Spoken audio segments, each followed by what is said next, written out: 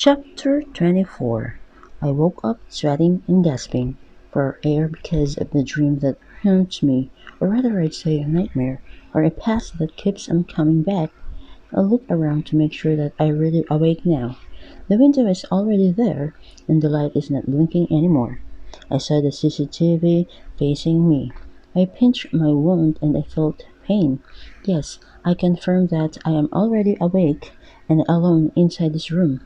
Good thing that it is just a dream, even if looks real, and I hope it is not another lost memory that keeps on coming because I don't want to taste another bitterness from the past. I don't know what time it is, and I still feel sleepy and tired even though I just woke up. I didn't sleep well because of the nightmare that I had. I feel sick too, maybe because of staying long inside this boring room. That is why I really need to go out as soon as possible, even though I don't know how. I yawn because I still want to sleep, but I am scared that I might dream scary things again. I sat in the bed and I am thinking, oh, how can I get out of here? When I suddenly remember Arvin, my ex-boyfriend. He's my first boyfriend before Aiko. I met him in school. He's handsome, tall, with a nice body build, smart, sweet, or rather clingy, and they said we are a perfect couple. That's why he courted me and I fell in love with him. But I couldn't remember him whistling. Give thanks. I tried to remember more about him, but my head suddenly ached. Is he the one that the police found buried in the backyard with Belinda? I can't remember killing him, and I can't even remember that he went to our house. Is he another past that wants to be remembered? Is he the one in my dream? Why is he mad? Why does he want to kill me in my dream? Where is he now? Those questions are hoping for answers because even I kept on remembering him, digging my brain to remember all about him. It's useless because it just gives me a headache. I look up at the ceiling while counting the days that I stayed inside the hospital because I can't stand to stay another day inside. I'm so bored and I miss my life outside. I wish Brother Ben would come visit me, if not Echo. I will talk to him and convince him to let me out of that. I will see Echo again, or I will convince him to talk to Echo and let him know that I am stuck here inside the hospital. I am locked up, and there is no way out but them. My mind went back from thinking about the man who is buried in a backyard in a second. My mind jumped into a question. How can I escape here? I'm suddenly thinking about escaping in a second again. I'm thinking about the man in the backyard and how it's connected in my dreams in a second again. I want to escape from here to see and be with Echo. I don't know now. I'm thinking a lot of things. It seems that my mind wants to explode from overthinking, but it doesn't matter because what matters now is that I am alive and it is just all a dream. My very bad dream. I looked around and then my mind went back to thinking about how to escape from this jail because for me this is not a hospital but a jail or a torture chamber because they are torturing me of boredom. I really want to say echo now, but I don't know how. I feel like crying, but I don't know how. And I cry because I don't want them to see me weak. I am sure that Echo is looking for me now. Where is he now? I suddenly remember Brother Van, and I need to talk to Brother Van because he is not visiting me. I need to talk to him to tell him that he needs to let Echo know where I am. I stood up and went to the camera, slowly waved because I knew someone from the other room was watching me. I know Dr. Costello is there, watching me, and maybe she's smiling now, watching me bored and looked stupid.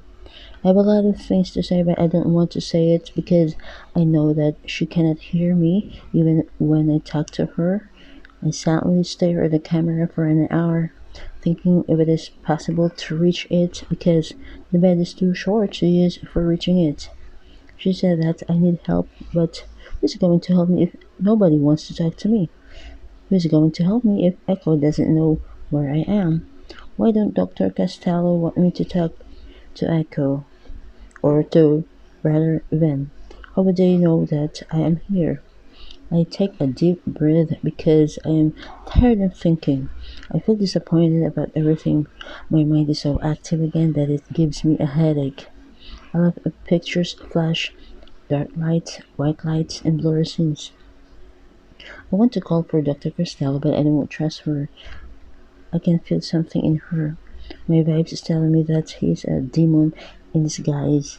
Even though I don't know why and how, I stand up because even though she cannot hear me, I know she can see me.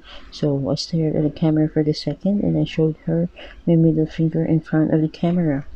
I don't care if she gets mad, and stared at the camera again for a moment before going back to my bed.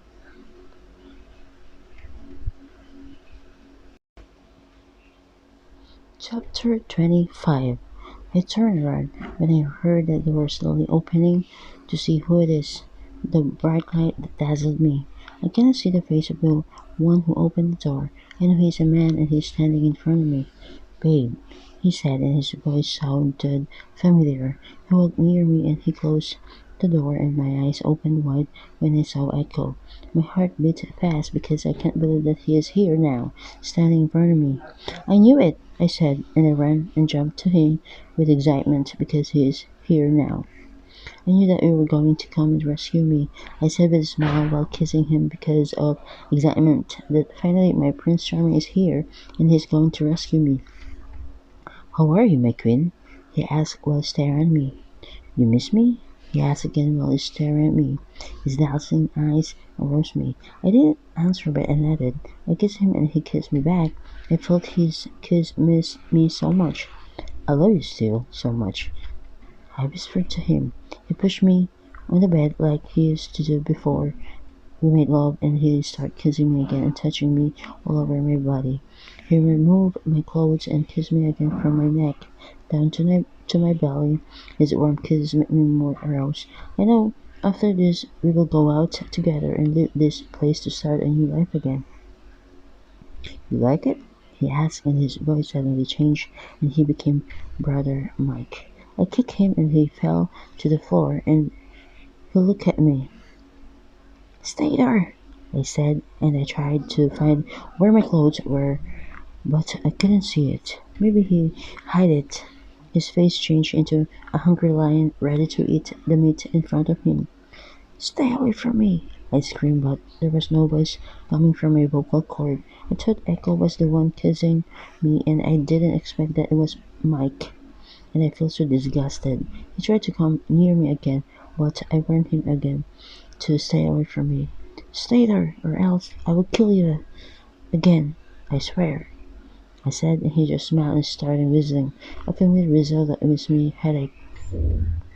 "Stop," I said, but he didn't listen.